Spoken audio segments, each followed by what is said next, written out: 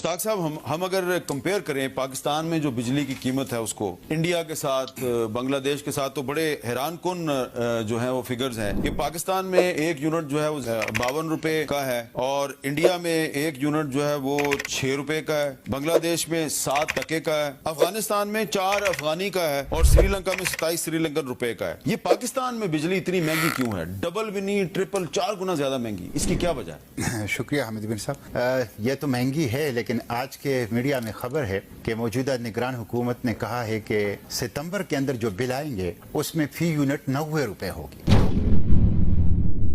तो मैं आपके तवज्जुह से आवाम से कहता हूं कि वो डरने के लिए तैयार हो जाएं और सितंबर के बिलों के लिए तैयार हो जाएं, जिसमें 90 रुपए फी यूनिट उनको बिल, यानी कि ये जो बिल अभी आए हैं अगस्त के महीने में, ये सितंबर में डबल हो जाएंगे। ये सितंबर में डबल हो जाएंगे। ये खुद आज उन्होंने कहा हाँ। कि 90 रुपीज